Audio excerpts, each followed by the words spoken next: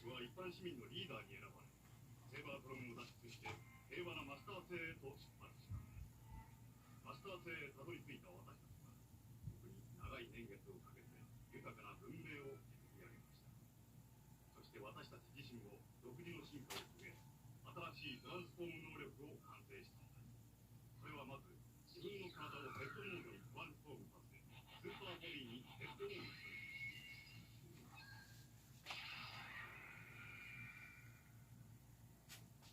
これが我々ヘッドマスターなのです。ところが、悲しむべきことが起きました。私たちに反逆する凶悪なヘッドマスターが現れたのです。ポルポノックを狩猟とするグループです。私たちは彼らと戦い、マスター星から永久追放したのです。ポルポノックたちは宇宙の無法グループとして、平和な星から星へと殺戮を繰り返しながら渡り歩き、邪悪な進化を遂げ、妖術的能力を身につけました。そして、ポルポノックたちはデストロの手を結び、我々は奴らと戦うためにやってきたのです。あなた方がいなくてどうなっていたか。ベクターシグマを占拠され、セーバートロン星はデストロンのものになっていたかもしれん。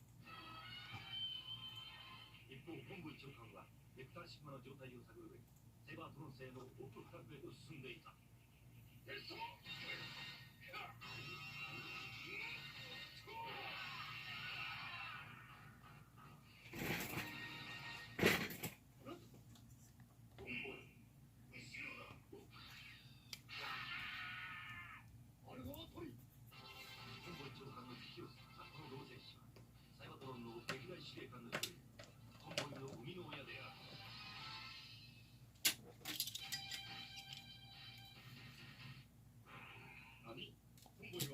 を持たずベクターシグマに行ったのか。マトリックスは解放したエネルギーを補充するため地球にあります。地球、場所は本部長官だけしか知らないんです。そうなんじゃ。マトリックスがなければベクターシグマをコントロールできない。どういうことですか。ちょっと借りるよ。セーバートロンのマザーコンピューターベクターシグマは今同じレベルでサイバトロンにもデストロンにも働きかけている。今まではマトリックスが知恵と力でベクターシグマにプレッシャーをかけ、デストロンに対しての作用をシャットアウトしていた。そうだった。それが分かっていて、本部長官はマトリックスを持たせて自分の生命エネルギーでプレッシャーをかける。アセニアベースより本部長官へ。アセニアベースより本部長官へ。本部長官、本部長官。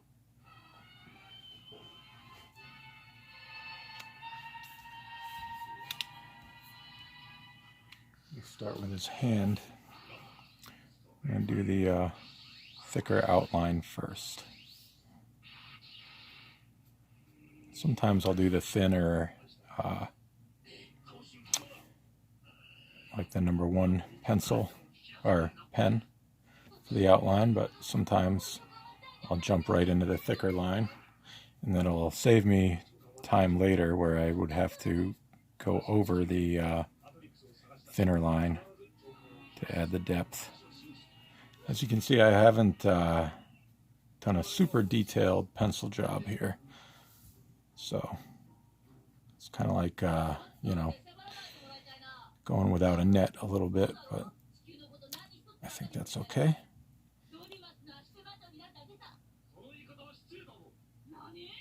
Hey Anna, thanks for jumping on. Good to hear from you again. How are things?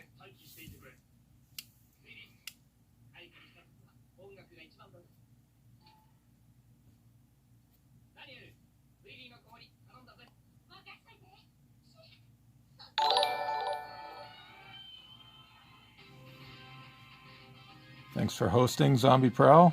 I don't exactly know what that means, but I know it's a good thing.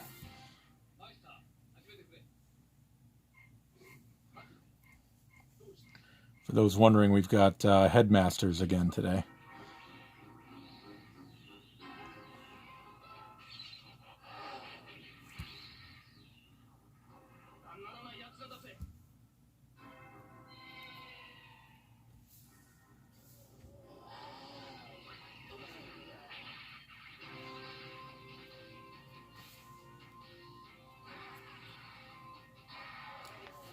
if you didn't recognize the music.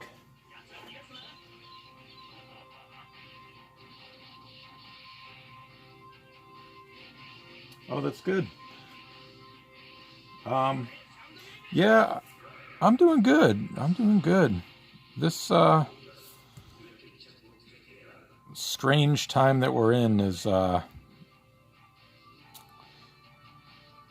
kind of obviously there's a lot of not so great things about it, but it's also allowing me to spend a lot of time with my family, which is good. So, like I said on Twitter, I'm looking at the silver linings for all of this. So, in that respect, I'm good. Everything's good.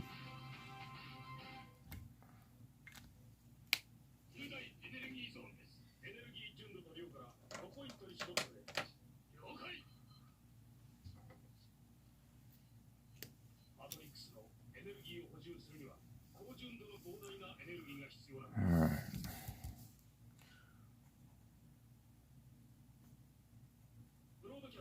If anybody was watching the other day when I gave the great advice to trust your pencils, I just kind of blew that up right here, but that's okay. I didn't have it penciled in that much, so I kind of went off of the line a little bit, but that's okay.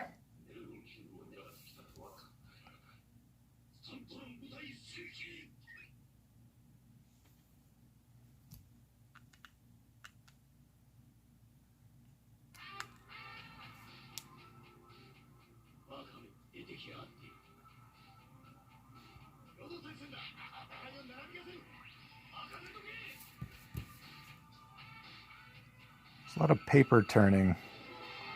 Anybody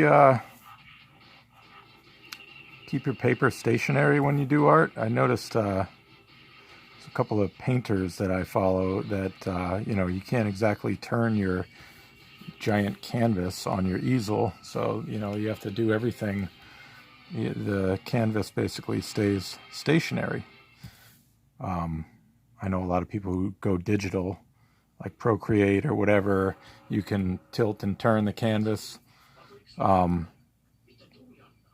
So it got me to thinking, how many people that do this type of thing, traditional, on a piece of paper, just kind of keep the paper in one place and move their hand around? I imagine not too many, but who knows? Super tight, yeah. Well, this is about as tight as mine get, other than the rare occasion when somebody else is inking my work. You see I kind of screwed up this little area right here, but that's going to get made up for later. I'm also not shy at all about pointing out where I mess up, because everybody messes up once in a while. And there's tools and tricks to fixing it, so don't be afraid to mess up.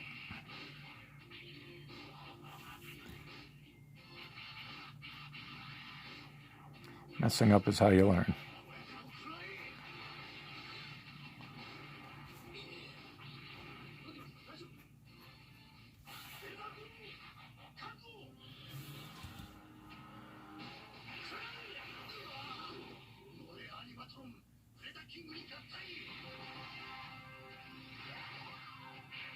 Yeah, I suppose watercolor, if there's any sort of a tilt to the canvas, you want it to stay going in the same direction, most likely, right?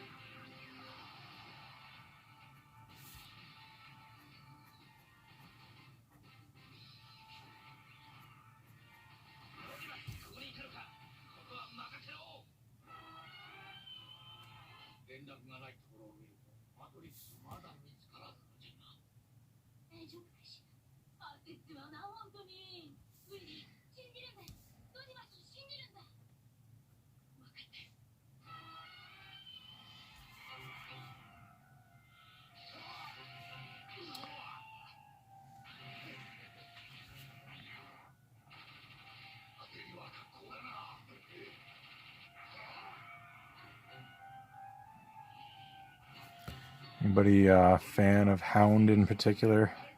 I know he's got a lot of fans, especially for the lack of screen time that he seems to get outside of you know, the original G1 cartoon. Some of this is going to wind up filled in black, so I'm not going to get too crazy down here.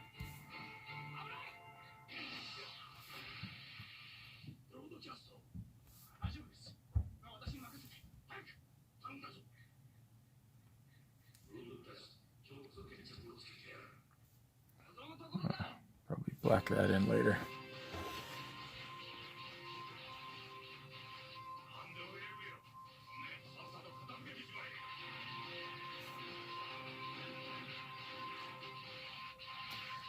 Yeah, I've always been a little fascinated by the things you can do with watercolors, and I haven't really experimented with it much.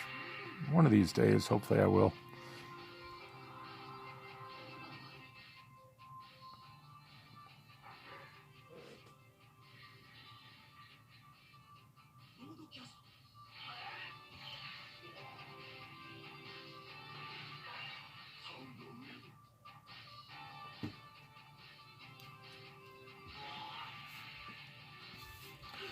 Let's go up to his face here.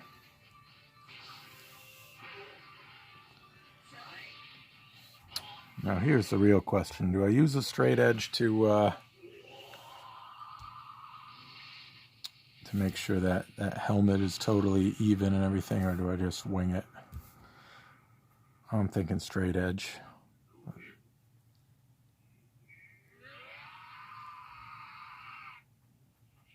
Used to collect Hound, different Hound figures.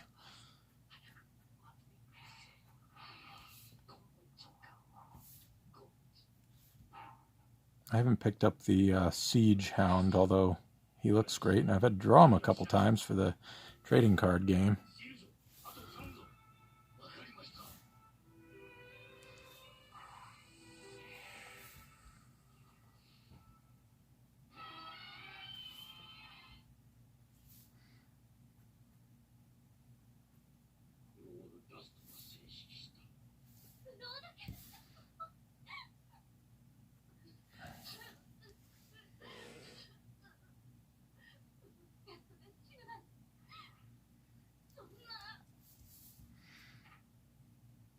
Oh, well, you have to tell him I'm really screwing it up bad. That's my attempt at humor, sorry. Although maybe it's true, who knows? I always liked Hound's design. It's one of the more simple designs, so I think, like I've said before, it's like if you screw it up, it's kind of obvious, but I like it. It's a satisfying shape, his helmet here. When you get it right, it just looks good. Kind of like Ironhide or Ratchet.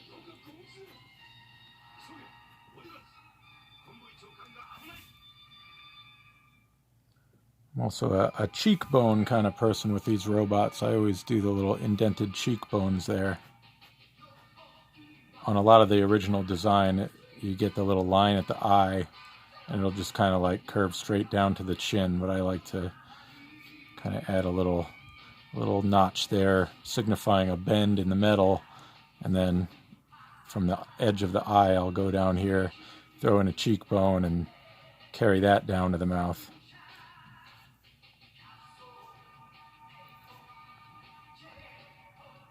Hound, I double-checked, does have a little chin thing here. I don't know if there's a name for this. Some guys have it, some guys don't.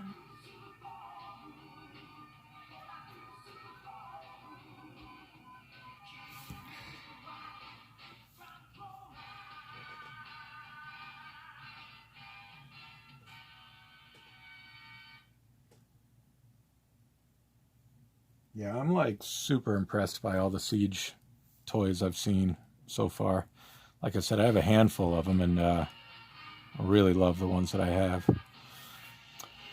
Alright, this little part right here is going to fall under shadow. That's why I'm kind of like messing with the top of the eye there, because anybody who's drawn eyes before knows, like, sometimes if there's the slightest difference between the two eyes, you can pick up on it.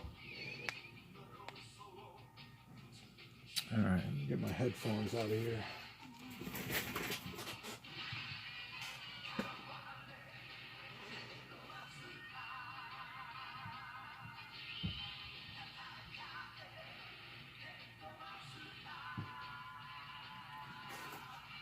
Right, yeah, the little ravage that came with the Universe Hound. That was a nice touch. Little G1 callback there. Alright, I'm going straight edge, just because that's how I roll. Start at the top, so I'm working my way down, don't smudge the lines, hopefully.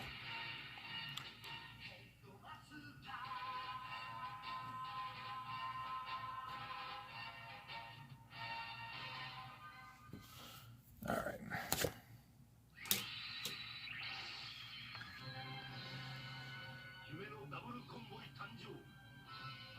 Yeah, I think everybody does their own sort of face shape. But my influence goes straight back to the old G1 designs, and I think it's similar to Guido. Everything I see of his just like screams G1.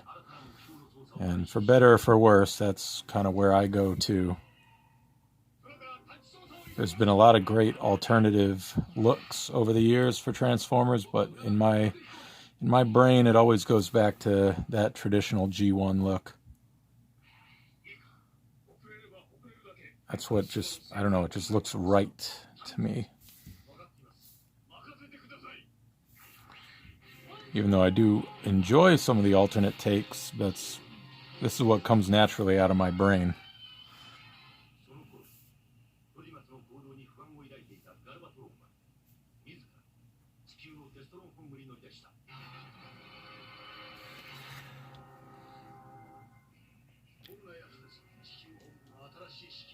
Ha! Did you notice it looks smoother? Yeah.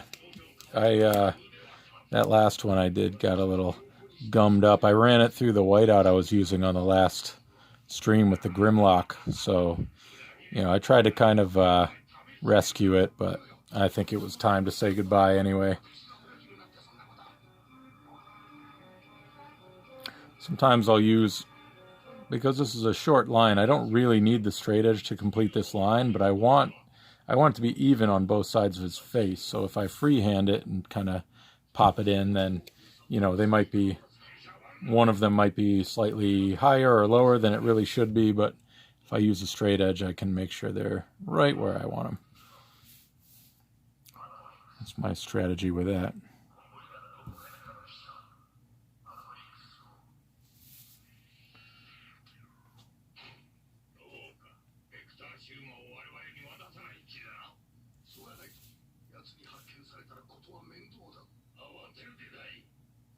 Yeah, this actually is not a new #1. It's just another one that I had in reserve there, and still had a good tip on it. So figure we'll run this one into the ground before we bust out a new one.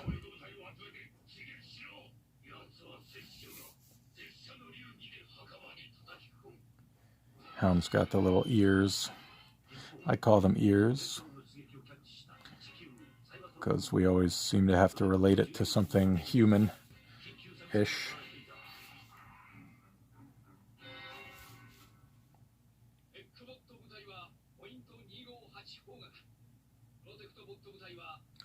The #1's the one I use the most. Typically, or with a lot of my drawings, I'll do the entire figure in the #1 before I go back and kind of, thicken up some of the lines. So I definitely go through the most #1s.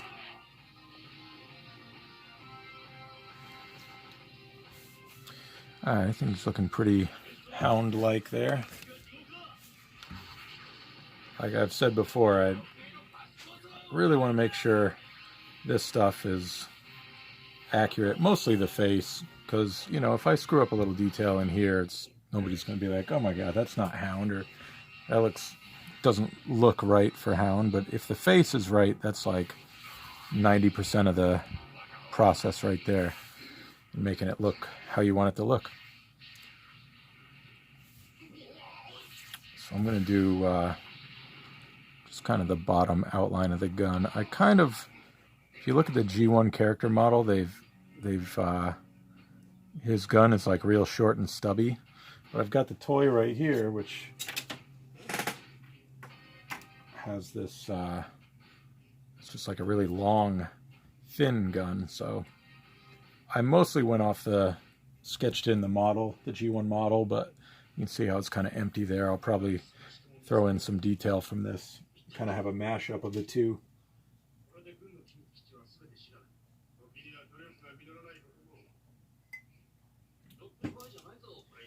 The other sizes of micron that I use kind of depend on how big the paper is I'm working on. Like here, if I needed to do a long, like right here when I finish it, I might want a thicker line up there. So I'd probably use the 8 for that.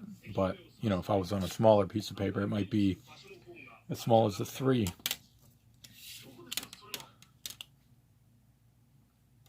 So out of the whole set, I'd say I use the number 1 the most, and then pretty much every image I do has a piece of the 3, the 5, and the 005. 005 I use for little nicks and tiny details when I need to throw them in. All right, I was going to do his other hand here. I'll get these hands out of the way.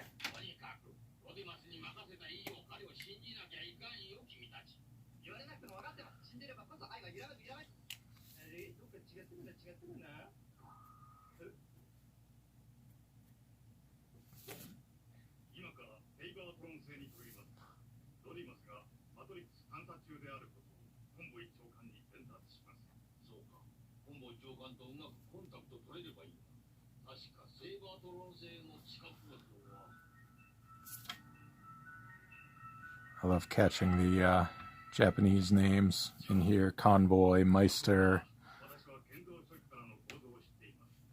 It's just cool. I actually sat down to watch one of these episodes this morning.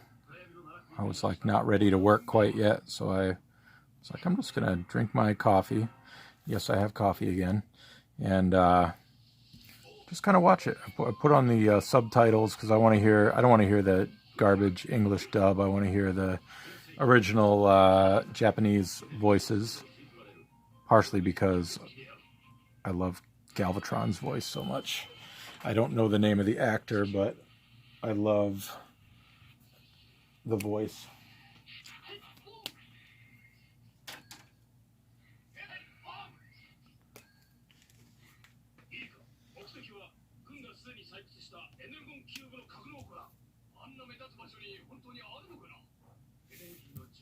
I've got that, I think it was an e-hobby reissue of Galvatron that has the little voice clips from I don't know if they're taken from the cartoon or if they were or if they were made just for the toy, but I freaking love them.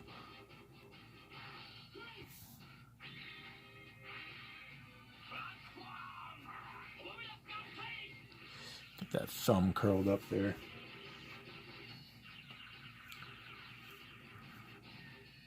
I wouldn't say I struggle with the, when they're holding a weapon where exactly that thumb goes, but I would say it's not always consistent, but usually looks good, I guess, wherever I have it wind up. Because, everything here is geometric, so, as things turn and shift for a human hand, you don't have to worry about how the joint here turns because it's all flexible. But with the robot, wherever the kind of like this piece right here at the bottom of the thumb, to have a natural looking hand, it's not always easy to work out exactly where to put that. So I think usually it looks just fine, but sometimes I do kind of fiddle with that a little bit to make it look as close to right as I can get it.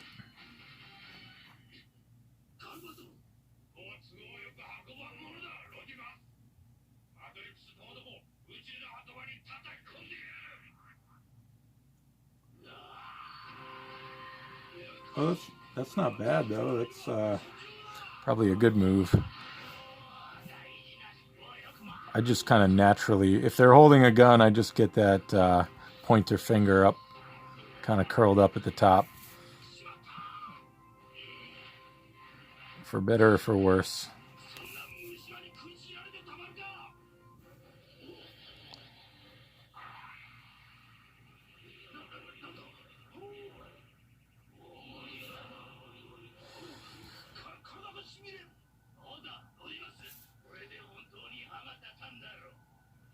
You know, I was actually thinking of your work on the book this morning because I was watching Cyberverse with my son. I always get him up every day, or he usually wakes up himself, but I get up with him. He's 6, so he's still pretty little. I make sure he gets breakfast and all that, and if there's time before he has to start school, we'll watch a little cartoon. So he's watching Cyberverse, and I hadn't watched much of that, but God, now I'm already blanking on the name. Shoot, what is her name? Showed up in the book. Purple.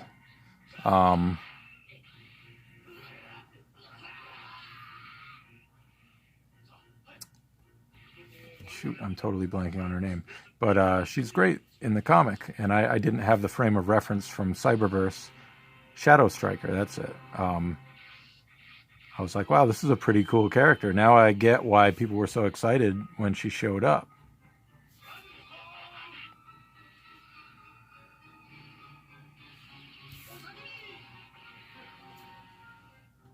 Yeah, that's the one. I kind of like the little rivalry with Bumblebee there.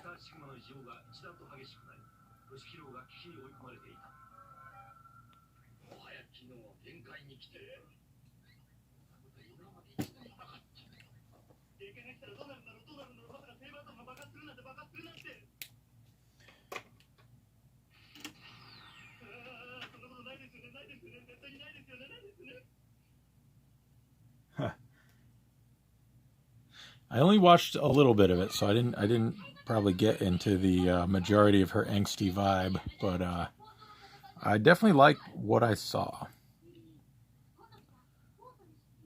All right, so let's. I like the look too. She's got kind of a unique look, like a kind of different head shape, and the eyes and everything. It's a little bit different, but I really like the design.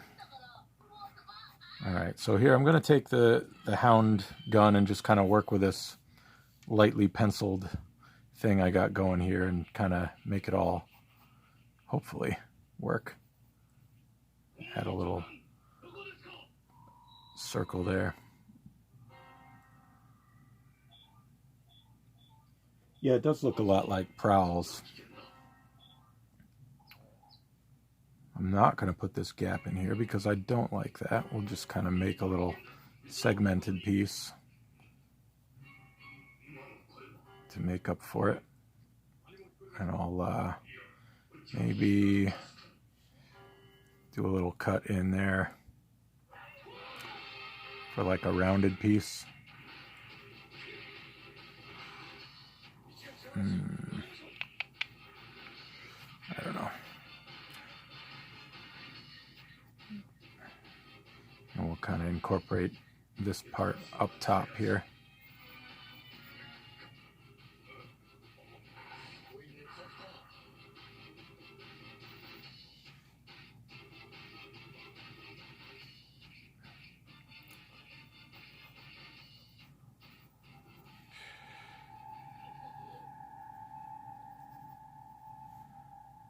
Just thin that out a little bit. I really like it like that.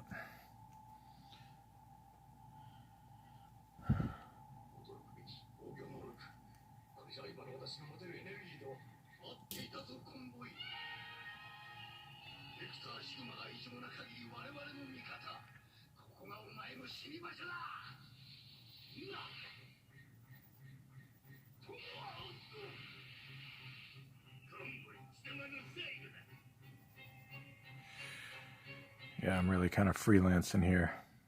That's okay. This thing is nothing like the animation model.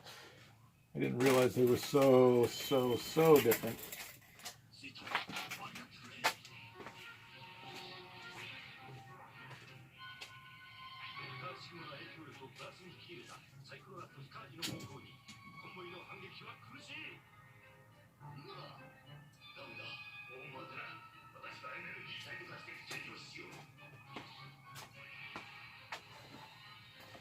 We'll do a little comparison here.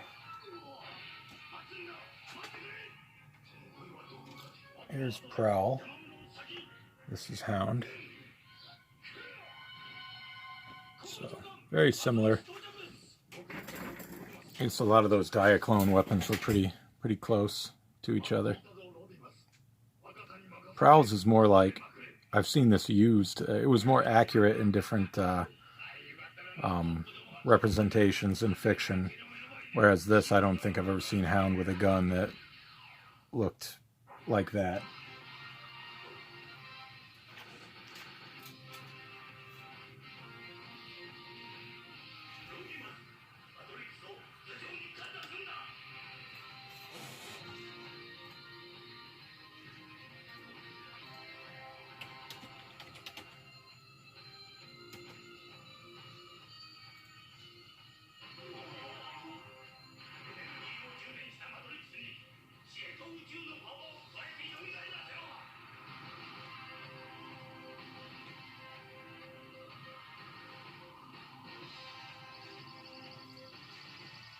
Just looking at the Masterpiece toy, that thing is puny. It's got a really tiny weapon on that.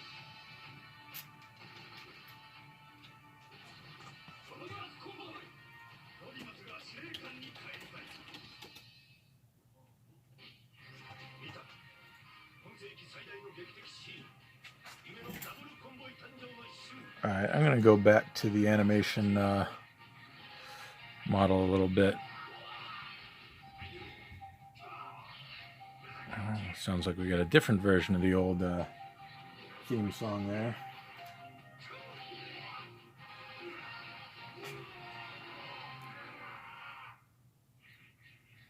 I'm going to get rid of all of this because I don't like it. I'm just going to turn this back into one piece. We're going to angle this out a little bit.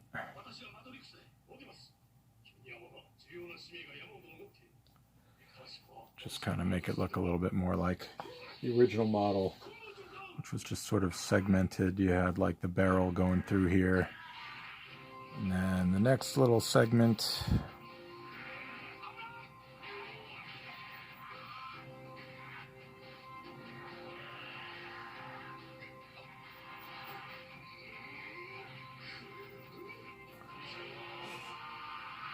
And then in front you had like this giant freaking barrel.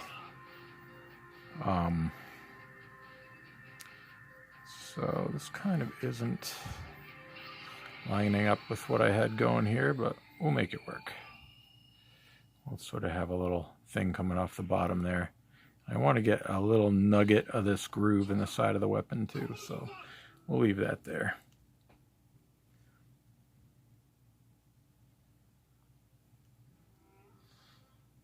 Oh, you're not too late. I'm going to keep this going till about 3 o'clock.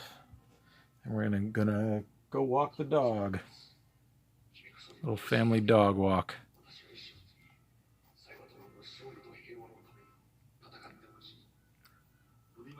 I'm lucky to live in a neighborhood where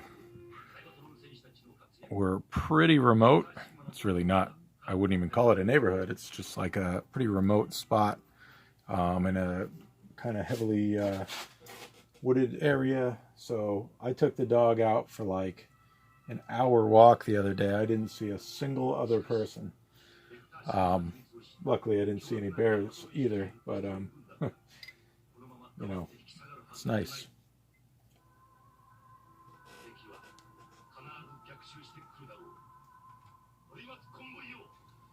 Alright, so that's mostly animation model here, so I'll just add a few little, I don't know, it's so plain. I just want to get a few little details in here. I guess I'll just make it up out of my head. How about that?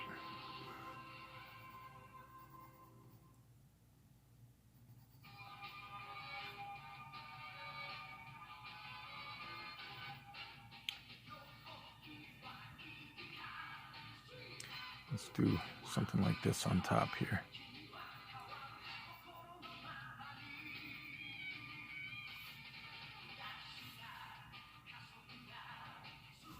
All right, that'll work.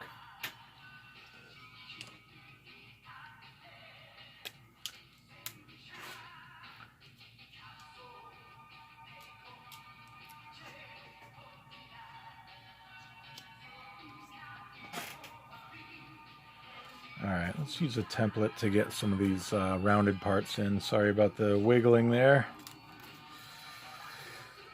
I don't know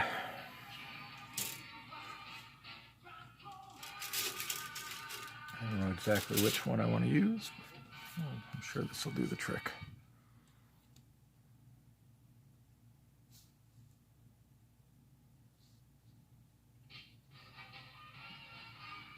I'll go with this here.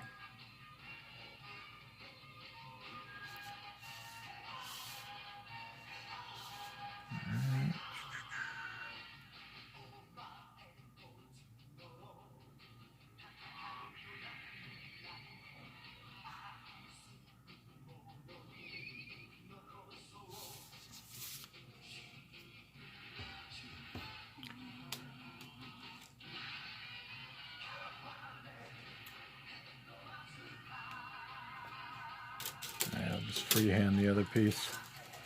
You know who doesn't use this stuff at all is Jack. I was doing commissions with Jack Lawrence at the last actual TFCon that was held. I watched him do a commission, and every tire, every ellipse that he had there, he just kind of freehanded it. I was like, dude, do you want to borrow my template? I have my template with me, and he just does them freehand, which was super impressive.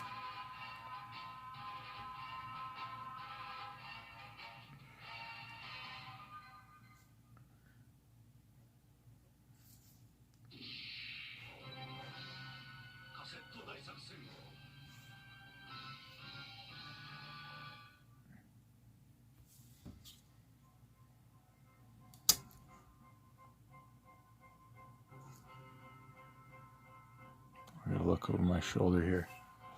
Looks like this is one where they rebuild Soundwave into new Soundwave.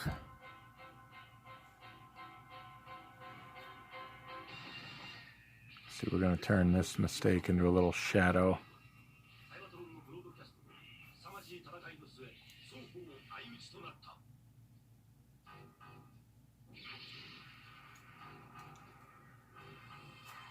Well, name-ish name. I'm not sure if that's a good thing or not. Sometimes I think I obsess a little too much about details that really don't matter in the end. But then again, I know some people like that sort of thing.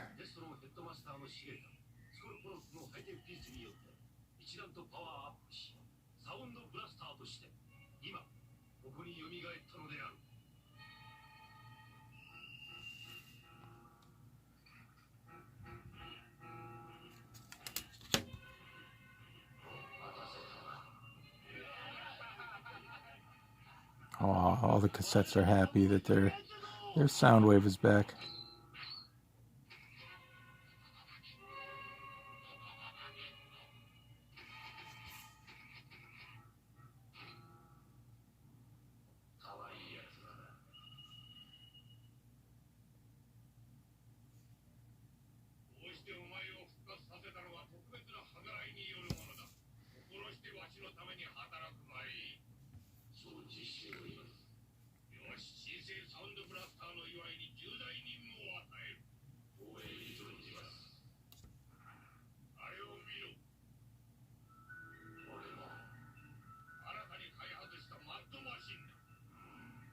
I'm not trusting my pencils again, but It's okay, my pencils weren't that great this time. Always trust your pencils until you don't.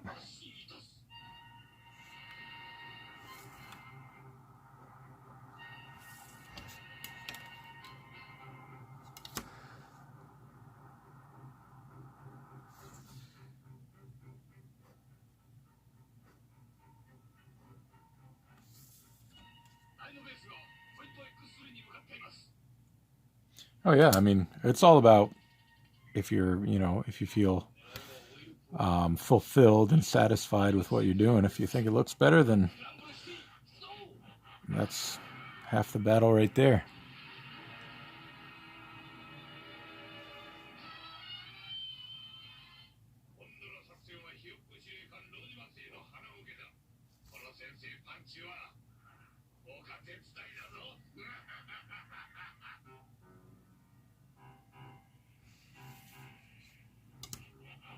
Alright, so these little grooves in here, who knows what they do or why they're there, but they feel right.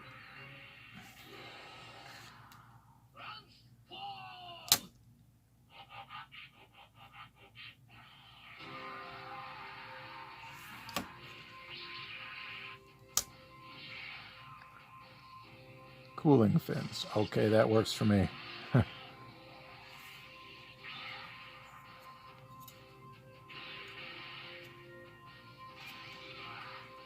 This is actually 8.5 by 11. It's half of a comic sheet, an 11 by 17 inch comic page. I have a paper cutter and I just run a cut right down the middle. 8.5 by 11 in the U.S. at least is just your common size paper. I guess mostly comparable to A4. I'm not sure what the actual dimensions are for A4, but I know it's close.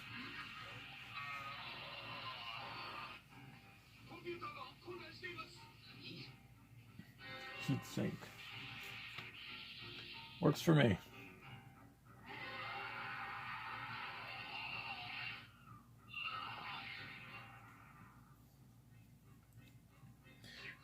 All right, let's move on to, let's do his little Jeep front here. I kind of took some liberties here. I never liked in Hound's design how these little, and it's true to the toy, this little section right here kind of is down in front.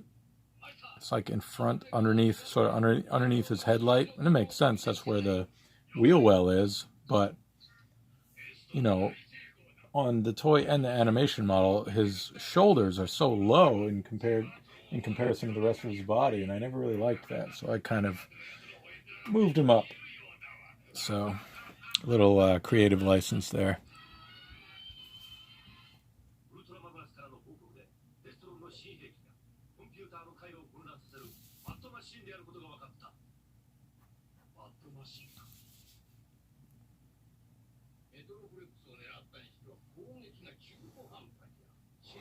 See here, I probably should be using a thicker line because I'm going to add a thicker line later, but the question is, does it take more time to draw over your line and not switch pens, or does it take more time to like switch your pen every time you want to do a different line weight? Usually I just go back afterwards and thicken up the line.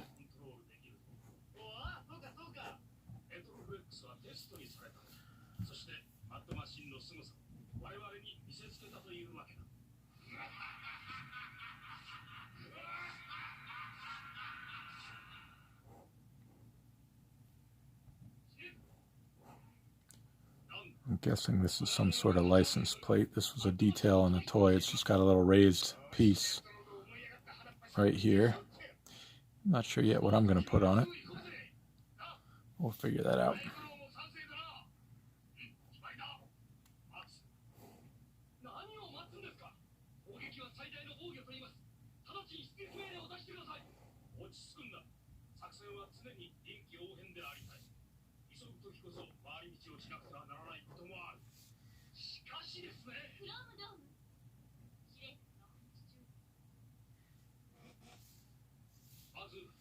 のマットマシンの弱点をつかむことだ。直ちにカセットボットに探らせよう。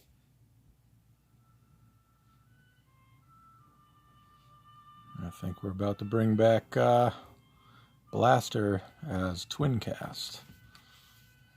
Or Billy as Blaster, depending on which version of the dub you're watching.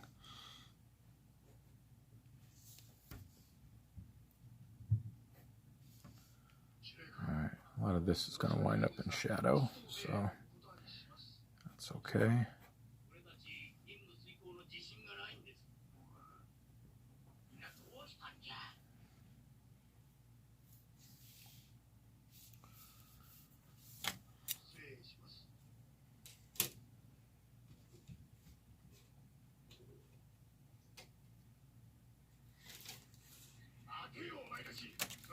I think I want to use, I was going to use a straight up circle, but he's at a bit of an angle here, so we're going to use the, what's this, 60 degree right here.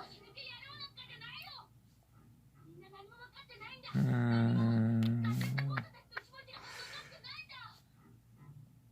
want something halfway between those two. Ain't that something?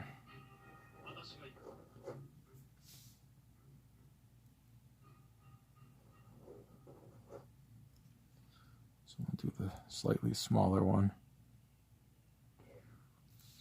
Have them be inset a little bit.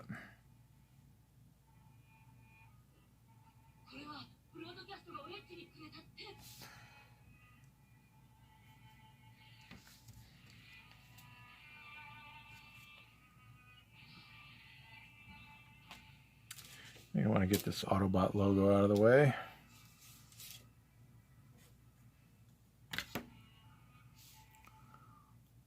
I'm leaning heavy on this straight edge today.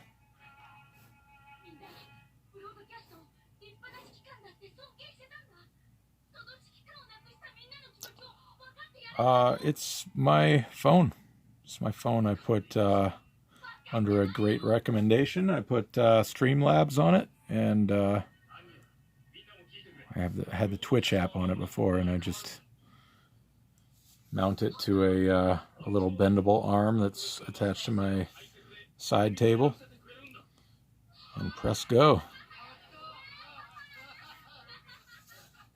Yeah, it's not bad. I'm actually surprised how well it comes through. I'm not like an Apple hater, at least in terms of like performance or whatever. I think Apple's products are pretty high quality, but I think the Samsung, I've always had a Samsung and Android phone, and I think it's really comparable, except the one thing that I always noticed was the Apple camera. At least for any of the models that I've had, Apple's had better cameras, so I wasn't sure exactly how the stream would go on the Samsung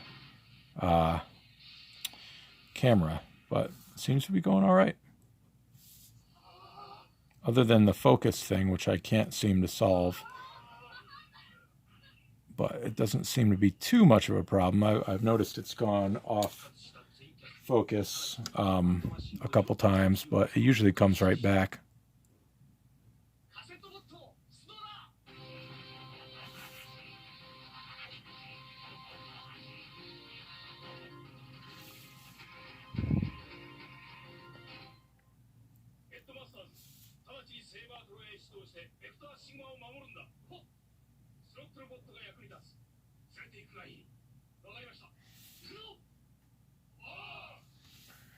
All right, that's properly fudged.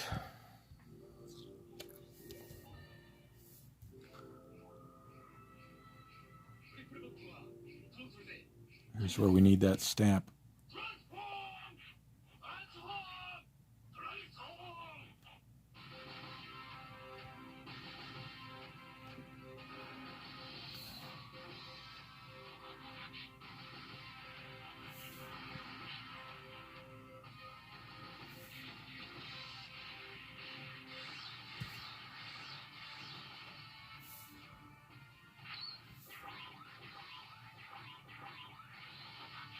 It's always an additional challenge drawing this at whatever angle it happens to be at.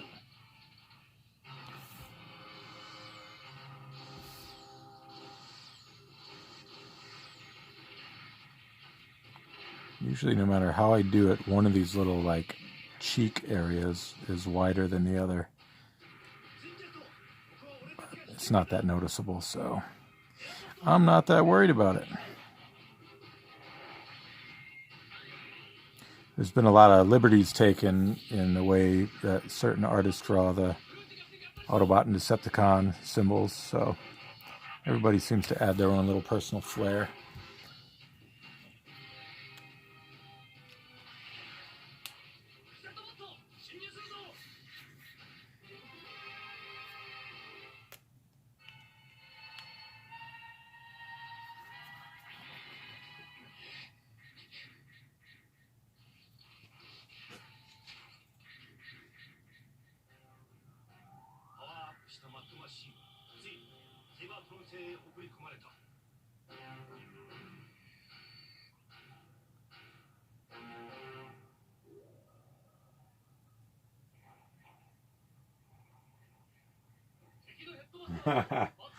Yeah, I love the when people add the hearts where the logos go. That was never really my thing, but I always liked seeing it. It's cute.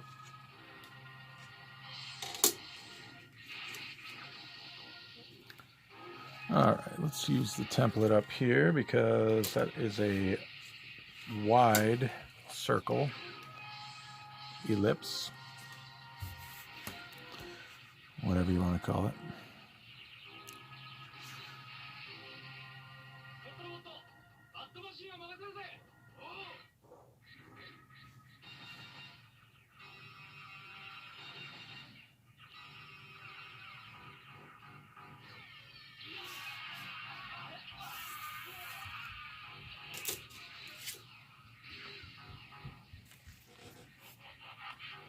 I think that was a 30 degree. Anybody notice that when you pencil these in there and then you put the actual ellipse on top of it, it's not really not accurate? I do. So we used to, I guess it's pretty close actually, the 30 degree.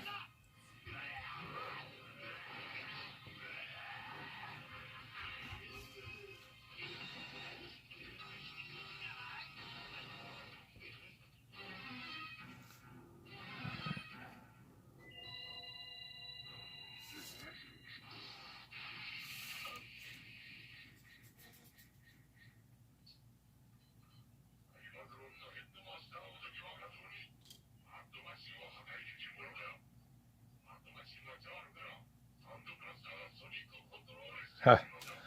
Accuracy is overrated until Hasbro tells you to make it accurate.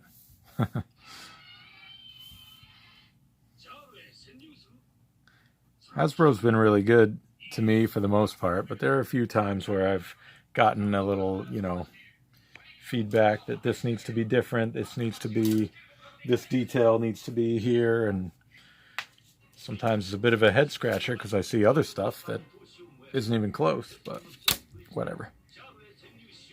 I'm not upset about it or anything. It's just kind of funny. One of those things. This down here is going to be in shadow. Bottom of the circle.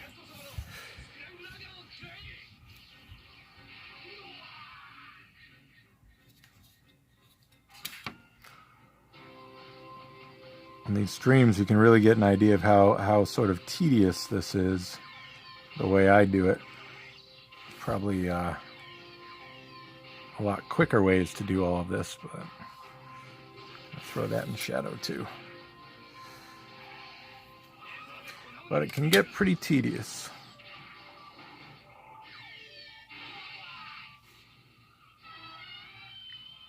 Doing this star on the top of his Jeep front is going to be fun. And that was sarcasm, but just because it's at such an extreme tilt. This is one of those times where the digital tools come in real handy because You just pop a star in there and warp it and bend it however you want it to be.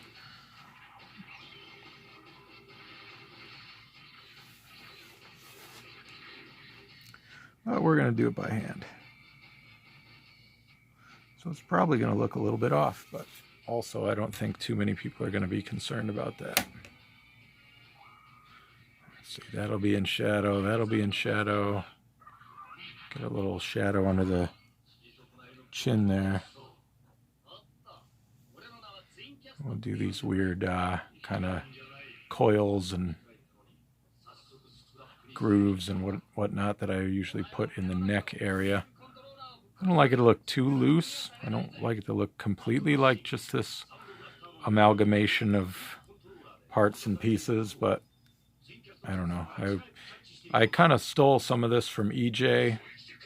I just like the way it looks like it's going to turn and twist with the character's head.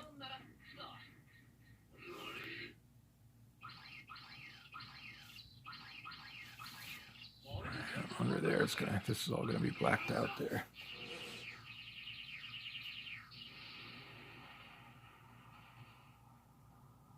You know, I can do it. Yeah, maybe. All right, I'm gonna tighten up my pencils here on this little star.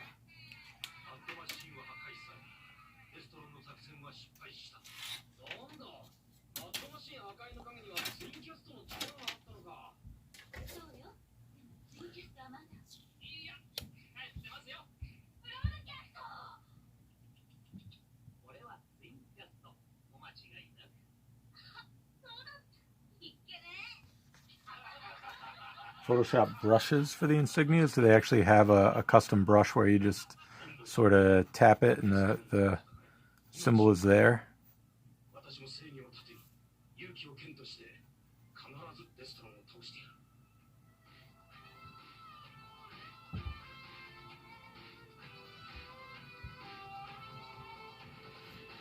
Well, that's handy.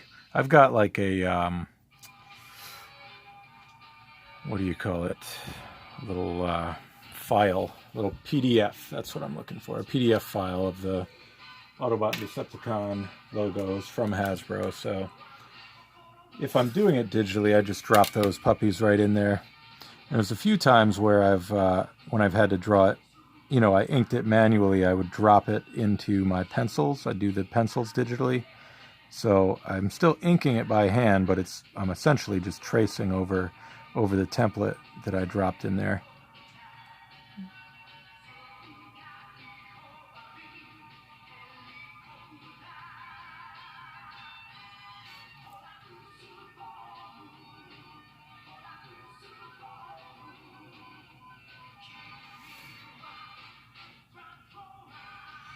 A little bit off there.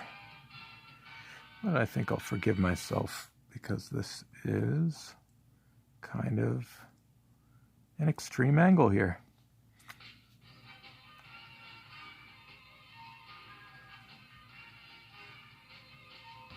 Yeah, that's pretty good.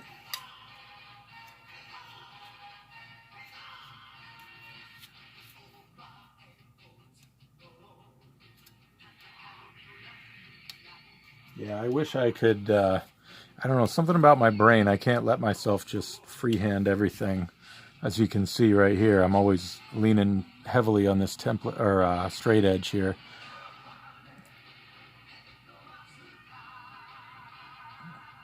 But I don't know. Old habits die hard, I guess.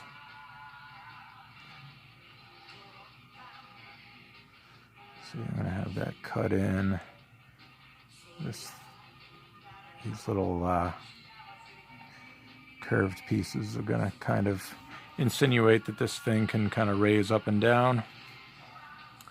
Because on the toy, it just kind of clips to him. There's no up or down motion to it. The missile launcher, that is.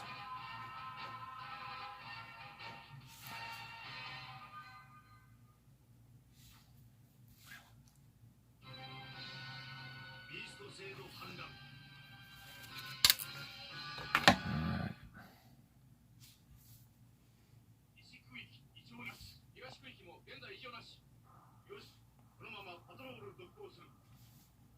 think a lot of this is going to wind up in shadow, so I'm going to just kind of X all that out. I think I kind of screwed up my angle on this thing here, so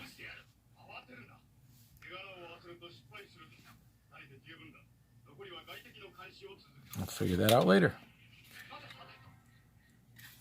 Let's work his other shoulder in here. Got another star.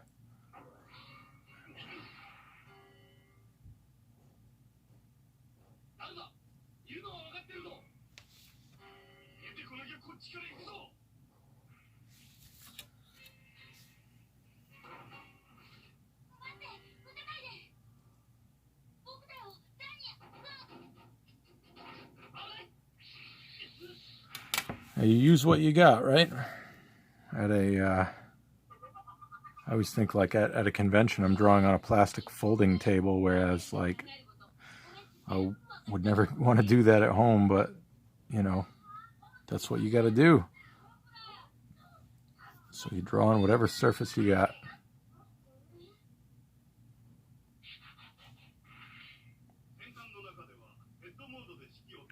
Once again, not quite trusting the old pencils here, but that's okay.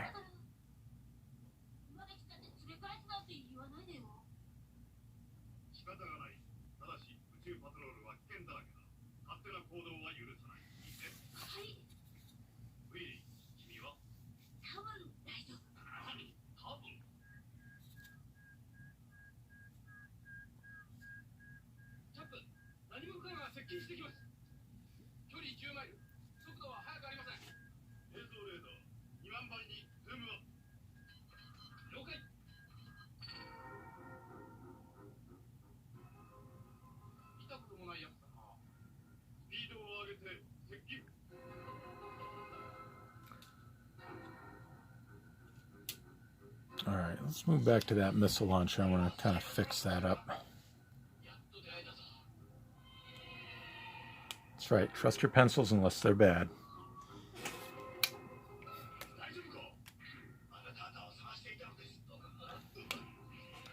This is the way. Speaking of pencils, let's mess around with this a little bit here.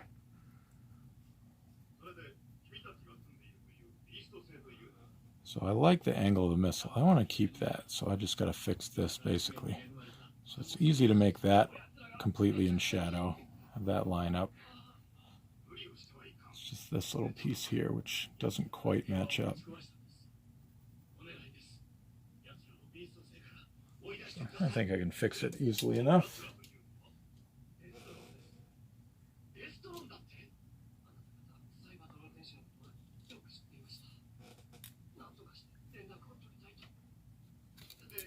Oh, this is the episode with the battle beast. So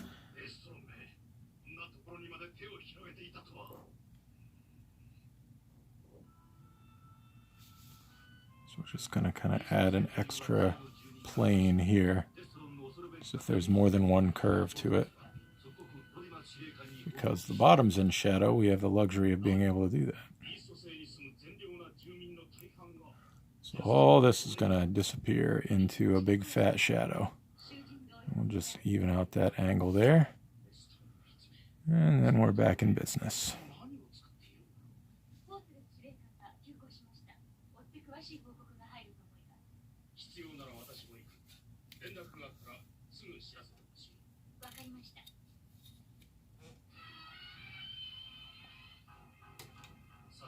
All right, so I'm going to grab the old ellipse template again.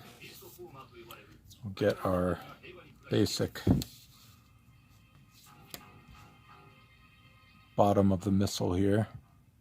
So should I do the 30 or the 45? I think we like the 45.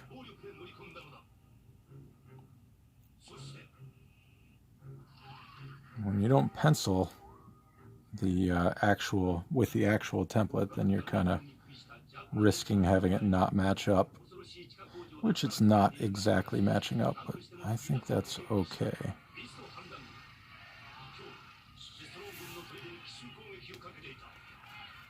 But I've got my 2 points at the top and the bottom. So what I'll do is just take a little French curve tool and I'll actually put a mark right on the tool there. Take this, get my exact curve that I'm looking for, and kind of tilt the pen a few times to get it thicker. And then you can flip it. I've got my little marks there. Match them up. And then got the same bend on the opposite side.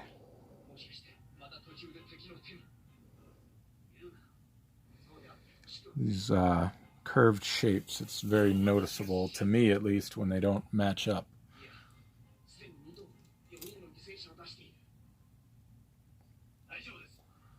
So I'm going to add this little, I don't really know what this notch is supposed to be, but got a notch at the bottom here.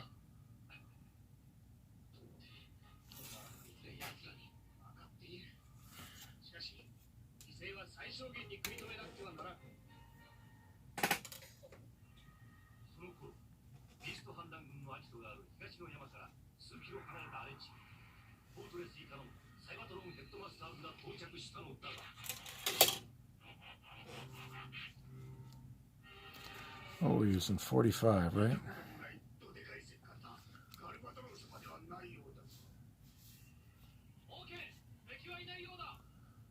These templates, assuming most of you have used these before, I'm kind of saying this stuff out loud in case anybody watching doesn't do this sort of thing, but this little line running through the middle, that can kind of be your center line that'll help you align it all.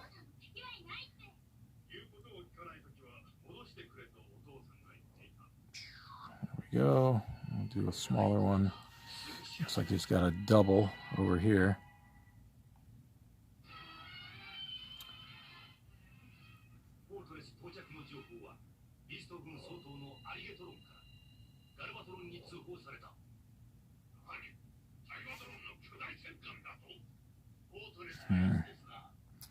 I guess I'll just repeat this one.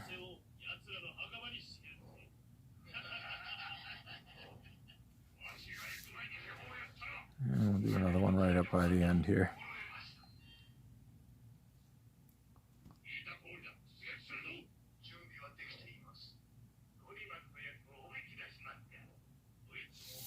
All right, that works.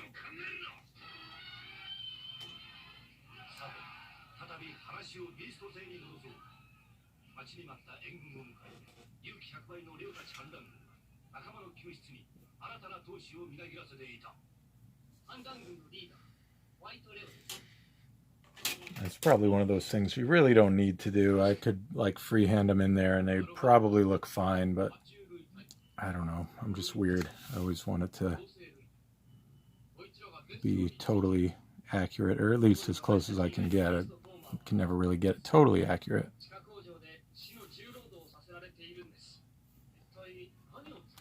I have to go back to the pencil here.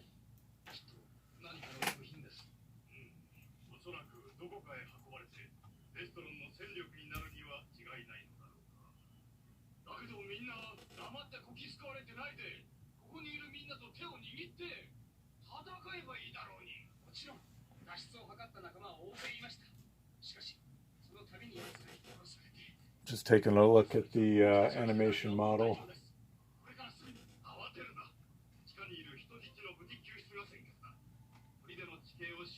A little bit wonky there. So let's just pop the weapon off the toy here. So we got a little bit of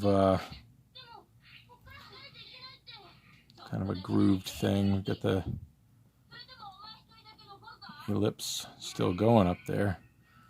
It's kind of grooved here. I won't do as many grooves as the toy has because that's a little bit overkill.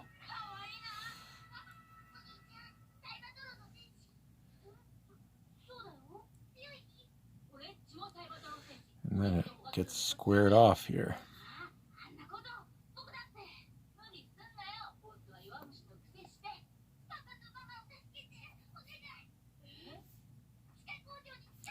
we're gonna not exactly square it off, but we'll kind of do the angled corners there. And it's got this cool little thing going over the top, so I kind of like that. We'll put that in there. That part will be in shadow. This angle almost matches up with the edge there.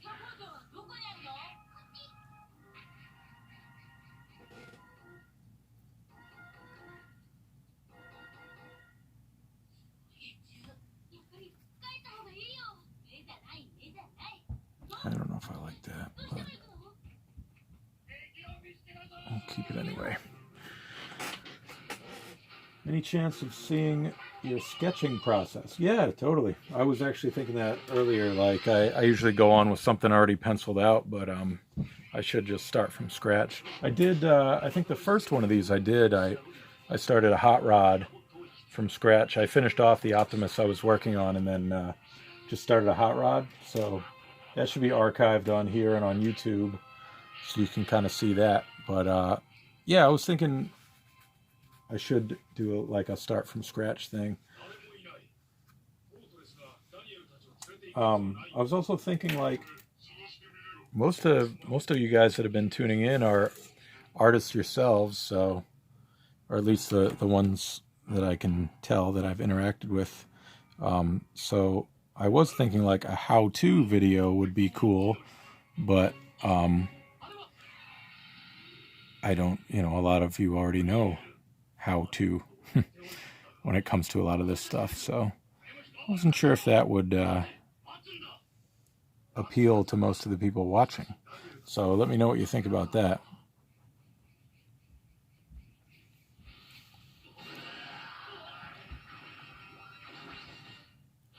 Maybe like once this gets archived on YouTube, somebody might be looking for a how to draw Optimus Prime or whatever. So maybe that would be of interest to somebody like that out there, but I don't know how good it would be for the live.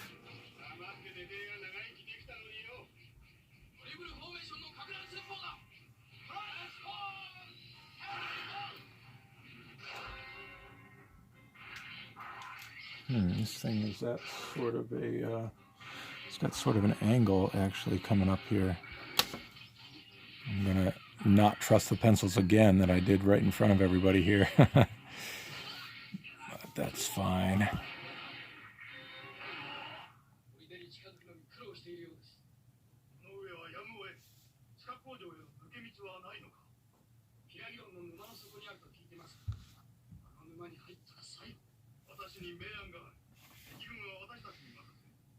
All right, well, it seems like there might be enough interest.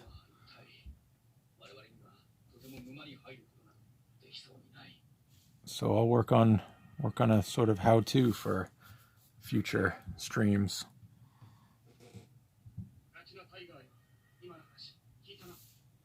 I could do like a character how-to, or maybe like a detail like how-to with hands, or I don't know, faces.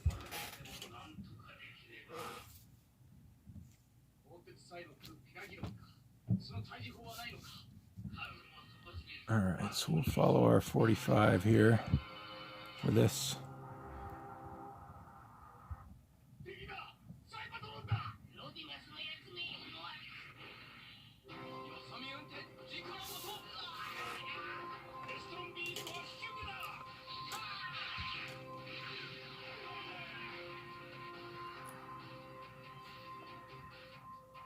Oh, sorry, my bad. Sketching on the computer. Yeah, actually, just today I was given a super nice gift by my wonderful daughter, Rose. She has had an iPad with an Apple Pencil and Procreate for quite a while now. That's how she does most of her art. And she, unbeknownst to me, was doing commissions and in conjunction with her mother. Her mother wasn't doing the commissions, just helping to make this happen. They bought me an Apple Pencil, and I have an iPad with Procreate that I've just been avoiding learning and using. So I do actually have a tool in which to kind of digitally sketch something out and share it, stream it. So maybe I will do that.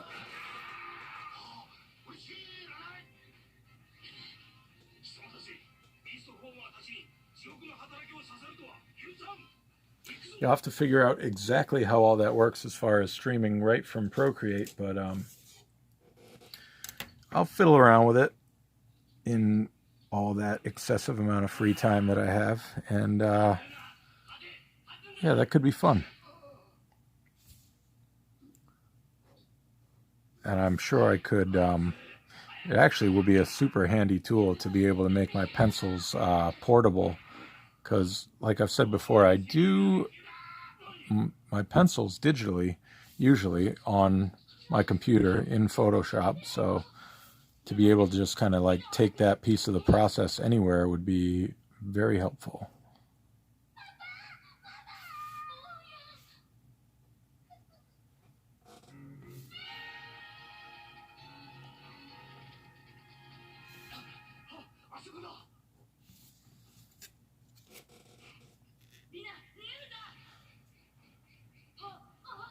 Yeah, the ellipse template is super handy, as you can tell. I use it all the time.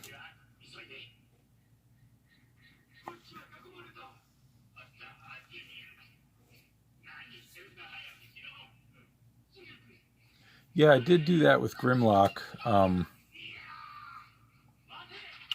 just needed it to be quick. I was in a bit of a hurry, so when I do it, you know, if I was doing it on paper and I started to sketch something and I didn't like it, you know, I just have to erase it and start over. But if I'm sketching it in digitally and I, you know, there's this little thing out of place, that little thing out of place, I just transform it, shift it, move it, whatever. I knew I could kind of quickly sketch something out and then, you know, manipulate it to make sure it was what I liked and then print it out and be ready for the stream.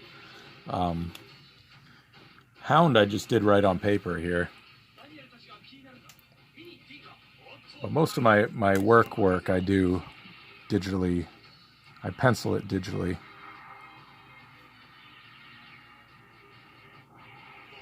And yeah, I'd be happy to share that process.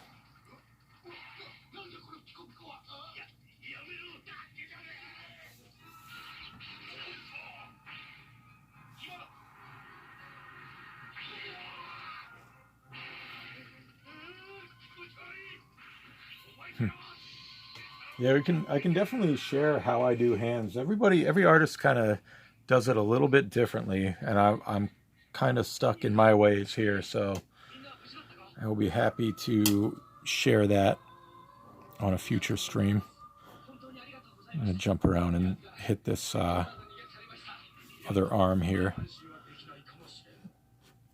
Busting out the French curve for this one.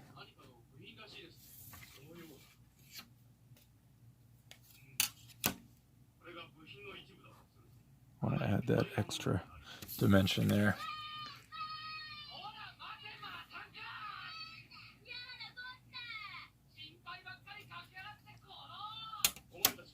Alright, so Hound's got a little yellow stripe. I think it's yellow. Yeah, a little yellow stripe on the animation model here, so I'm going to throw that in. I grew up on the cartoon and the comic, but on a lot of the characters, the cartoon details are kind of like my go-to. It's when I think of the character, I think of those cartoon details. There's a few differences, or a few exceptions to that, I should say. Like Blaster, for example, I think of him, I think of the comic book head shape with the visor, and I'm sure there are others, but that's the first one that comes to mind.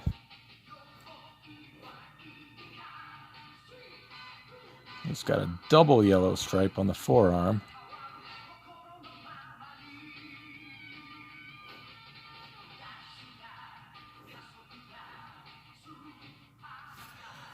Speaking earlier of tools that need to be replaced, I do need to get a new curve here because I don't know if you can pick it up at all, but the beveled edge is kind of somewhere along here. Right here, it's got a little dig in it, so every time I run it across, there's a tiny little swoop in my line, which you probably can't see, but I can see, and it bothers me a little bit.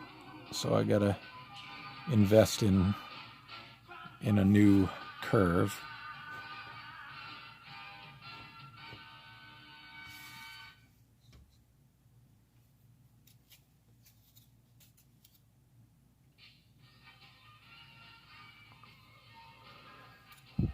Alright, we're going to taper this a little bit as we go in towards the hand.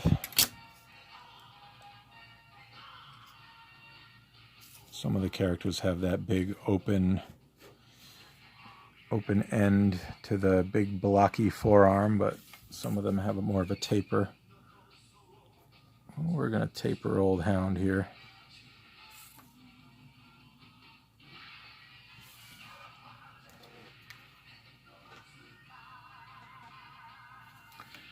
And I think so this piece of the lower body here, I just need to work this out in my head. So if this piece we're assuming is going down to about there, his side would be here. I was just second guessing myself because I was thinking I should put a little open space here, but really I think that's about where the side of his body would be. So this whole piece right here is going to be in shadow. This is like a top chunk right here. And then this would be about where the next segment would be. So that would be the end. So all this is going to be just filled in black. No need for a window for his side there.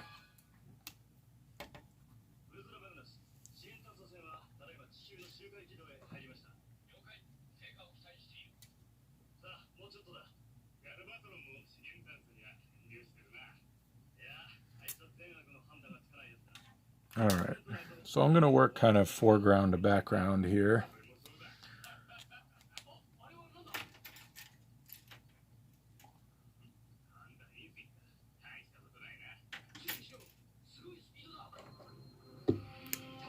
And I'm just going to keep leaning on my old edge here, because why not? I usually like to segment this area right above, like the middle of the waist area, because again, these, especially when you're drawing G1, these are big blocky robots, but they have to sort of bend in a very human-like way. So adding this, if you look at the G1 character models, a lot of them have like the upper portion and then like either one segment or just like a straight line, like Soundwave. You've got the big box and then one little line here that goes to the, whatever you want to call this area. And, the animators just kind of bend it and make it work. But again, my brain doesn't quite work that way. I need to justify how can they bend? How can he kind of be tilted at the waist in this way, whereas his like little crotch section here is even, up here is tilted. He's kind of leaning in. So I need to just add this extra little piece right here.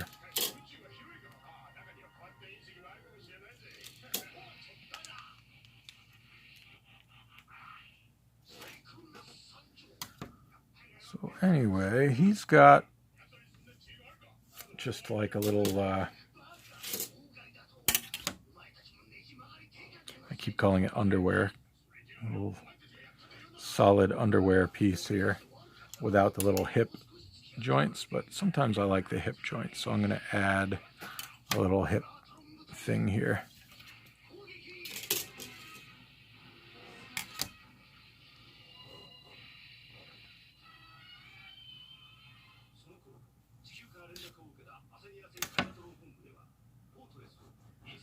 And once again, I was looking at the animation model, but also the toy, so there's a few differences there, so gives you a little flex room. Just use pieces you like from one, pieces you like from the other.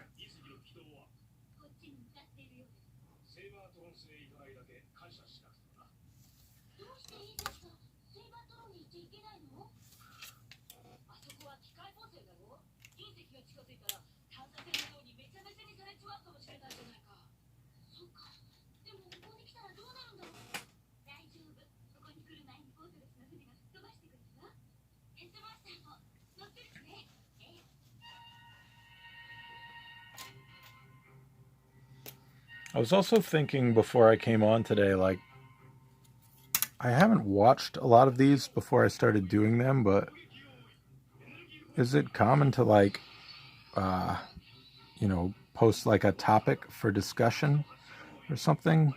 And if not, would that be a good idea? We're mostly like discussing what I'm doing, but there's some fun talking about other Transformers media or pretty much anything that's not politics or religion. Could be fun to like throw out a discussion topic.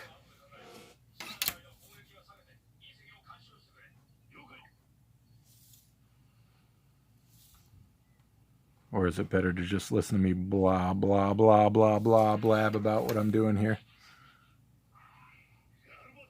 Maybe a little bit of both.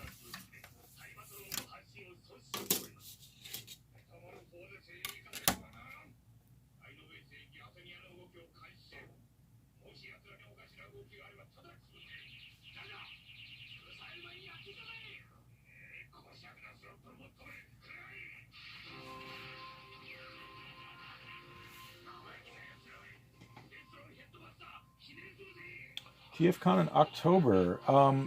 I would like to. Hopefully, we'll be in a place where we can still have a TFCon in October. And Chicago again. I enjoy Chicago and love TFCon. So if I can get there, love to be a part of it.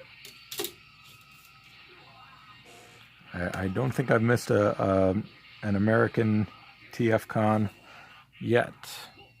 I've only done one of the Toronto TFCons, but I'd like to get back to one of those one of these days also.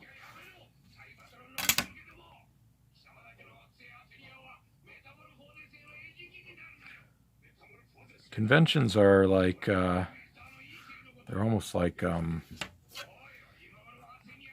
rejuvenating, you get to travel to the conventions and kind of be with like-minded people, and a lot of the folks that you collaborate with doing comics or card games or whatever are like the only time you get to see these people. So I love going when I can.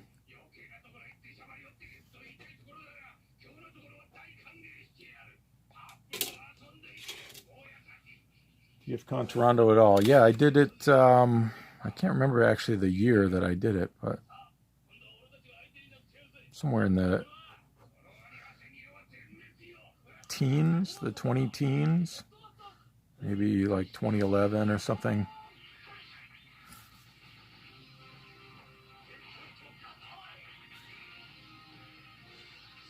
And yeah, I really enjoyed it. Traveled with John Paul Bove and Jess Bradley.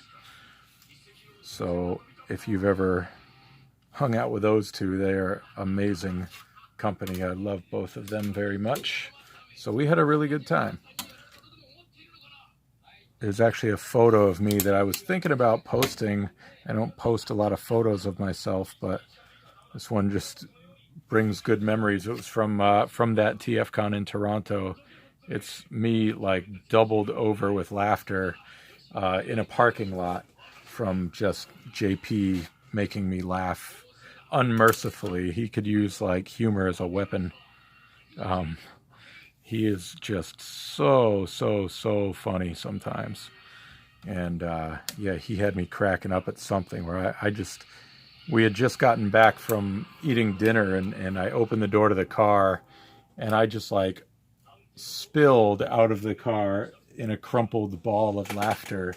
And one of them, I'm actually not sure if it was him or Jess, took a picture of me just kind of like in a heap in that parking lot. And it came up the other day as like a Facebook memory. I don't spend a lot of time on Facebook anymore, but every once in a while I check in and it brings up these memories. So that was definitely a good memory. So maybe I will, after telling that story, I'll post that online on Twitter.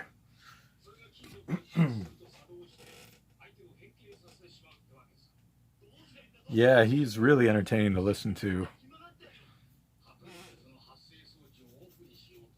I love that guy.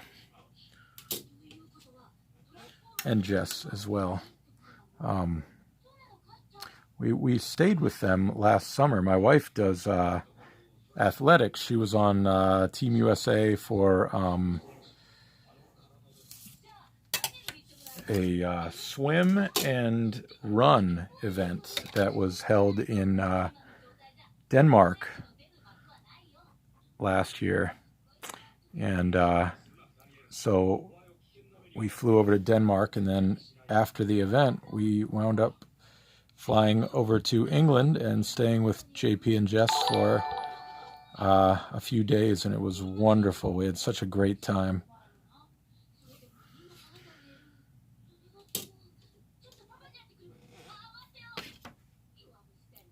All right, so he's got a few little stripes on his little underoos here, so we'll throw those in there.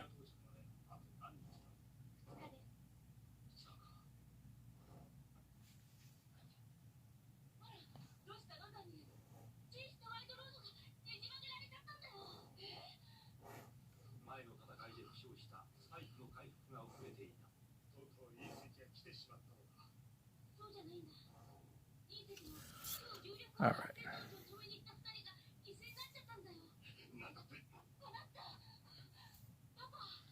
I'll just carry this over here. Why not?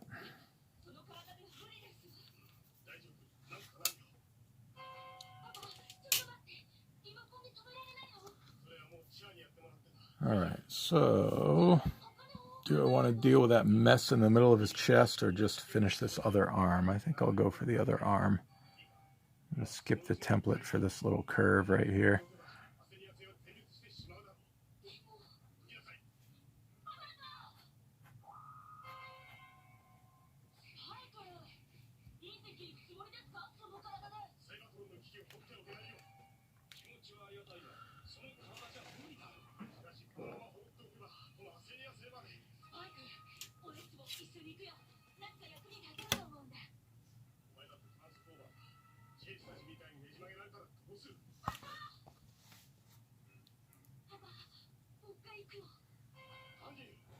Just get that little yellow stripe in there.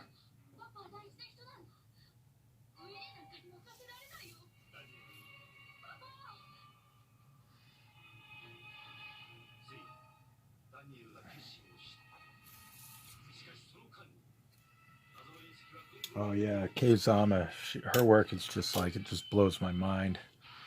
I love it.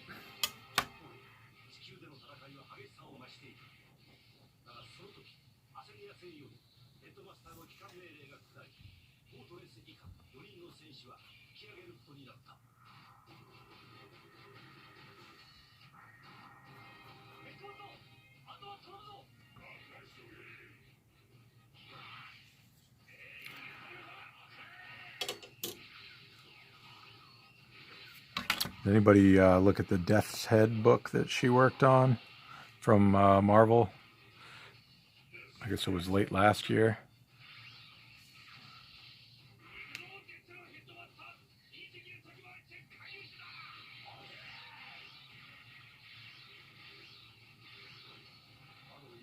It was very, very pretty.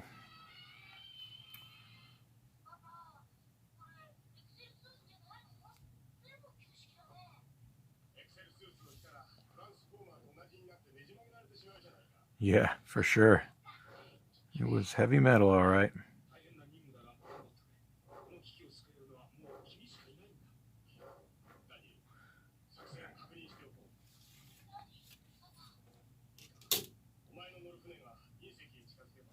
So I've got, I gave a bend to the top of the arm. Like when you go across, that's kind of got that slight bend, but on the bottom, I'm keeping it straight. Or sorry, on the side, I should say. Keeping it straight. It's not really, can't really tell, but that's what's happening in the old noggin. And therefore on paper, I guess.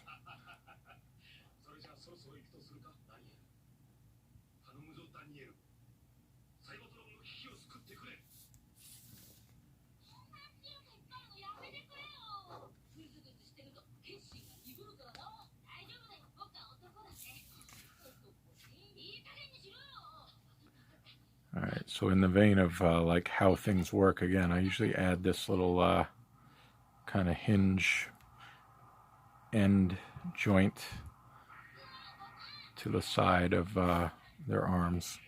Just kind of give it a place where, if you think about it, they would bend. All this is going to be in shadow. The side of it will actually be in shadow.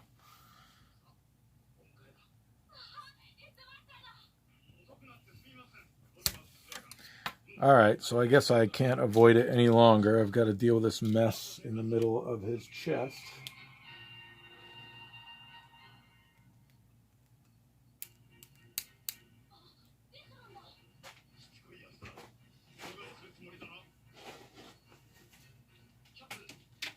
Okay, let me take a look at the figure here.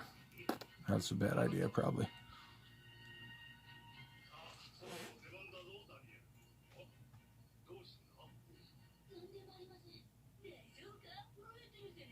Looks like they kept relatively close in the animation model. Sort of.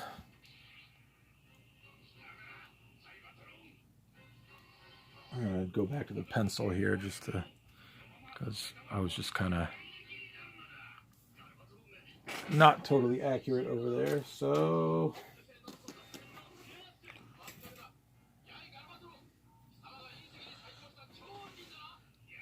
all right, so it looks like we've got a flat side-ish, some sort of raised piece here, like a segmented raised piece. I'm not sure what, it almost looks like it should be like a, I'm blanking on words today. I think the lack of coffee is affecting me. What's the word I'm looking for a little rope that can, you know, get sort of pulled? You know, this would be a roundish thing with a rope that you can retract the rope. Oh my God, I'm such an idiot right now. This is going to come off so well on YouTube or whatever. Pulley, yeah, there's yeah, it's exactly like a pulley, but there's another word for a winch. I think a winch would be the word I'm looking for. Maybe that's what the W stands for up here. I don't actually know what that W stands for.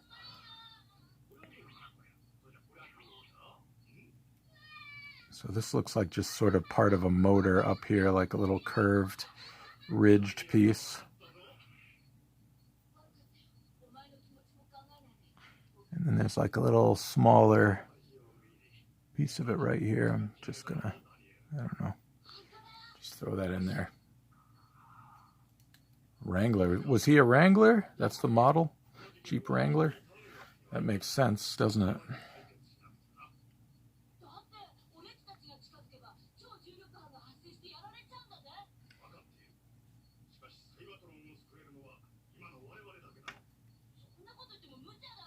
Autobot, yeah, I think that's it. Autobot. So he's got sort of a raised headlight thing going on here too. So we'll throw that in there. You got the typical Jeep 5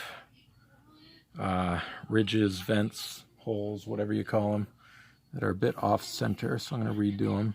Just eyeball it a little bit. That should be about the middle.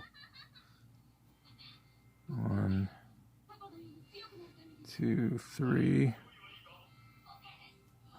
and then 4 and a 5. I feel so bad for the animators from the early cartoon, having to put all this detail into every frame. Must have just driven them nuts.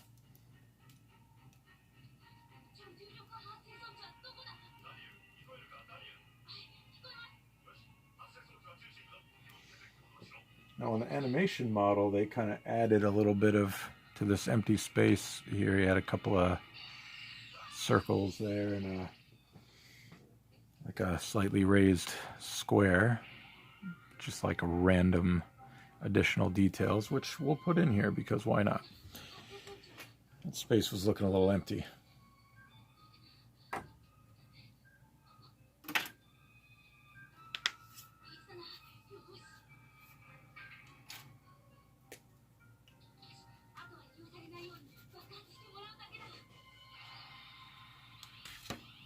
All right, so it's looking like time-wise we'll be able to get at least the basic first level of inks finished today. Maybe we'll come back on Friday and kind of, I'm not going to do anything as heavy as the Grimlock image with the kind of stormy background or anything like that, but you know, we'll add something back there to make this a little more interesting.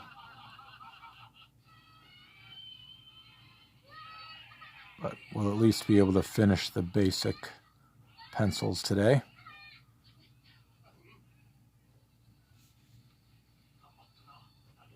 Interesting thing about these streams is, like, usually when I'm drawing something, I've got a time limit for like a deadline that I need to adhere to, so, you know, I won't do so much dawdling around and just kind of like playing with the concepts and things like that. I'll just be like banging through it, trying to get it done. Obviously a quality job, but, you know, on these streams I'm just kind of able to sort of be like, what should we do here? What should we do there? And it's been kind of fun to just figure it out as I go.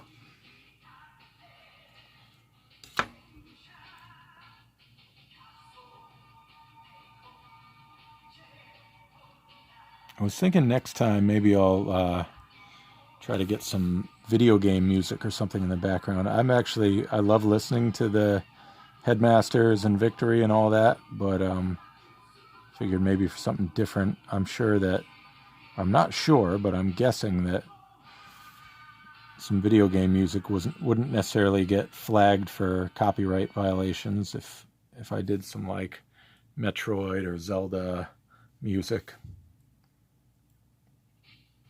We'll see. Be careful. You think that'll get flagged?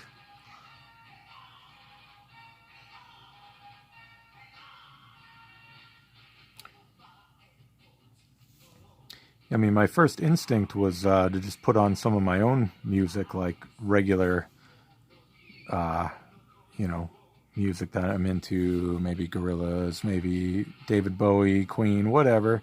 And then when I started to kind of look into this stuff, I was noticing that, like, I peeked at one of Josh Perez's videos, and there were portions of it that were, you know, in silence because the audio got flagged. So that made me think, oh, maybe I need to think more about it. That's why I'm playing Headmasters, because I figure, you know, nobody's going to flag that.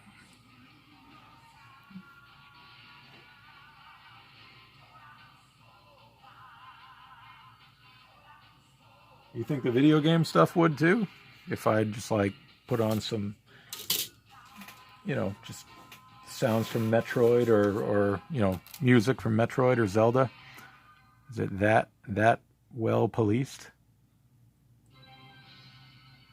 Soup's copyrighted. Wow. Okay. Well, thanks for the heads up. I guess I'll avoid that. So we'll stick with the Japanese Transformers for now until I can think of something else that I like to put on. Otherwise, I'm going to use the top of the circle template for these. I think I'm going probably a little too far. I really don't need to be doing this, but whatever. I got it out, so we'll use it.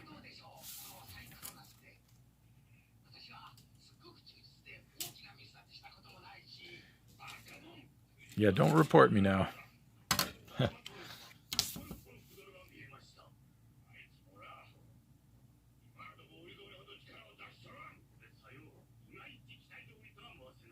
So I'm going to make sure these have some depth to them here. I'll add that outside edge. Oops, I didn't quite get that where I wanted it.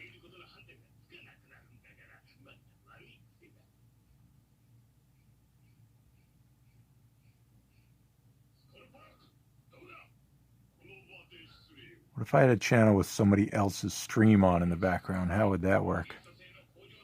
I'm kind of kidding.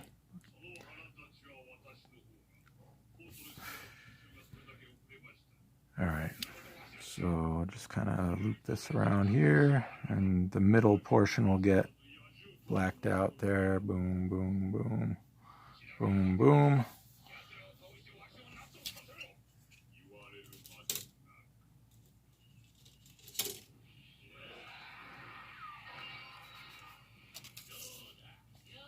Oh yeah, go with the lips.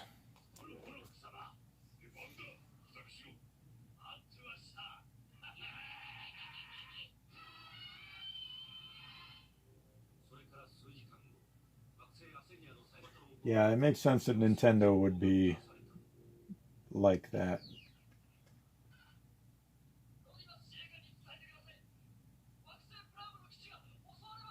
Yeah, the background music, I was thinking, you know, I can find royalty-free stuff, but I want stuff that I like playing. But, I don't know, I'll figure it out. Or maybe I'll look for YouTube's royalty-free section and see if there's stuff that I like there.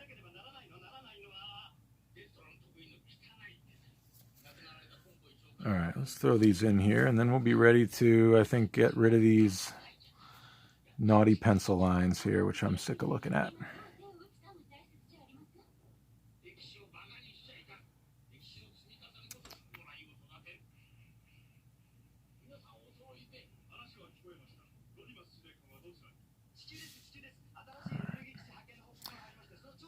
I'm going to use the larger one here. This is actually one of the areas where Photoshop comes in super handy. Like, because this edge right here, I didn't measure it out, but because of the perspective here, it's slightly taller here than it is here. Just very slightly. You can't even pick it up with the naked eye, but, you know, if I use the same circle here that I use here, I use the same exact circle for these two, but this one looks smaller than this one because of the perspective of the whole thing. So in Photoshop, you can just enlarge and make it look exactly how you want it, which is nice and handy. But if you don't have the matching template when you're doing it the traditional way, then it can kind of screw you up a little bit. But that's okay. Oops, now I just screwed myself up. Used the wrong degree there. Oh well. I'll just fix it freehand.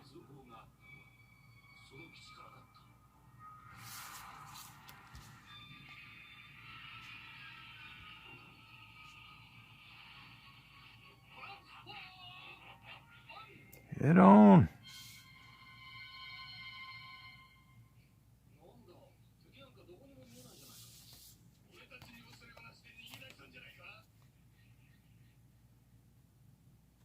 There's a lot of good Final Fantasy music out there.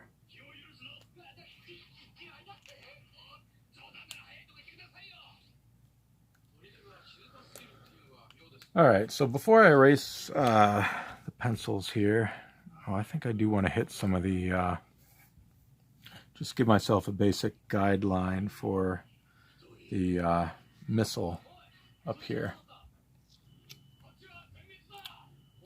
I wanted to add a circular headlight inside here as well. Let's go with that one.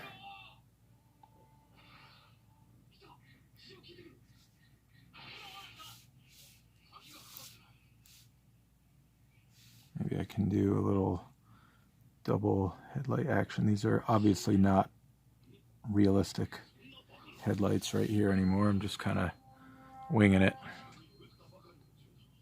I can just freehand that one.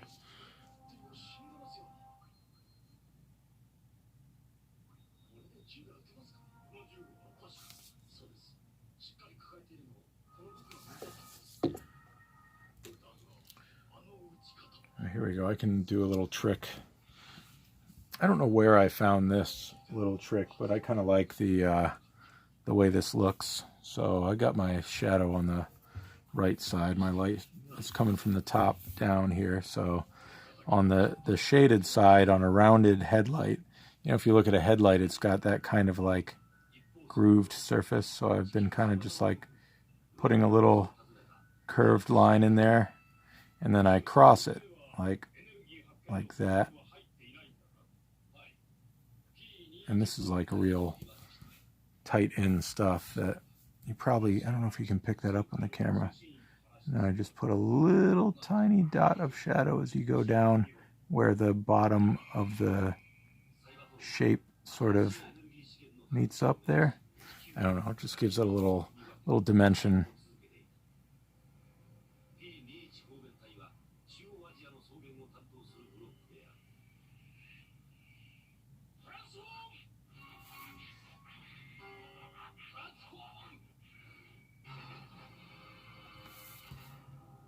I'll throw a little bit of this in and then put it up close to the camera. Maybe you'll be able to pick it up.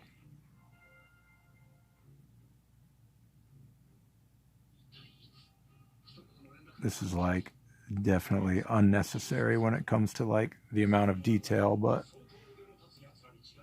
I don't know, sometimes those little things can like make or break, not make or break an image, but it's just those little things that you find and appreciate when you see it up close.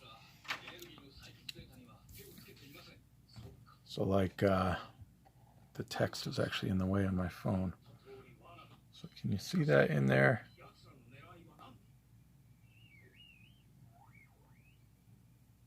Oops. No, I don't want to stop recording. Oh well. Anyway.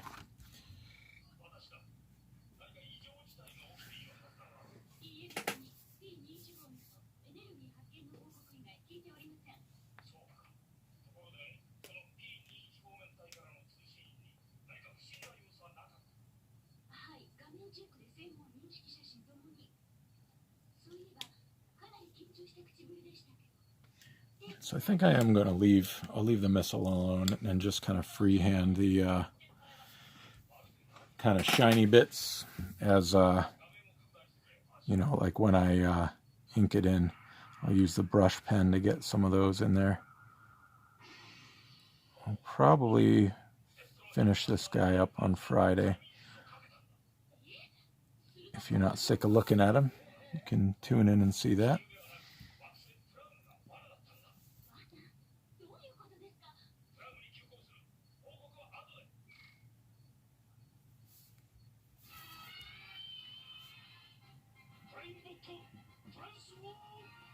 Alright, I think let me take the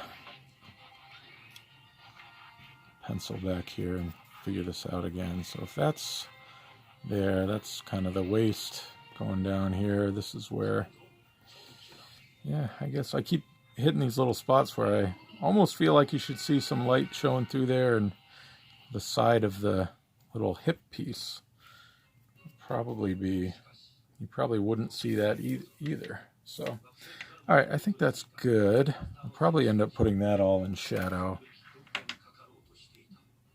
That'll be in shadow, and probably the whole, this side of the leg will be in shadow. Yeah, I think we're that kind of initial inking stage. It's pretty much set. So next what I'll do is erase all the pencil. And I haven't considered background yet, so we'll just do all that next time. Or maybe I'll pencil something in lightly before we start next time. But yeah, this is usually the point I get it to where I'll erase all the pencil. So as you can see, there's all these smudge marks all over the paper. The edge where I put my straight edge, the pencil just kind of like collects there. So I'll go through and erase all that, you know what I mean? Get rid of all this pencil here. Have a nice clean slate to put down the heavy inks.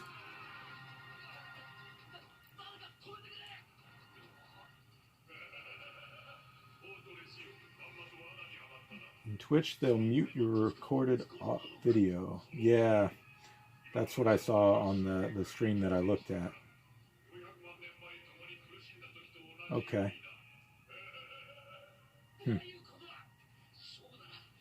Well, we'll just stick with the Japanese headmasters for now because it's entertaining to me. I don't know if it's entertaining to you guys, but I've been enjoying listening to it. So I guess we'll wrap things up here. I hope you all have enjoyed watching Hound get inked here. I'm pretty happy with the progress and how it's all looking. And yeah, I think we'll finish it up on Friday. Yeah, so it's been fun. Thank you guys for tuning in and interacting and all that. And yeah, stay safe and have a great, what's today? Have a great Wednesday. And yeah, be good. All right, thanks, guys. Bye-bye.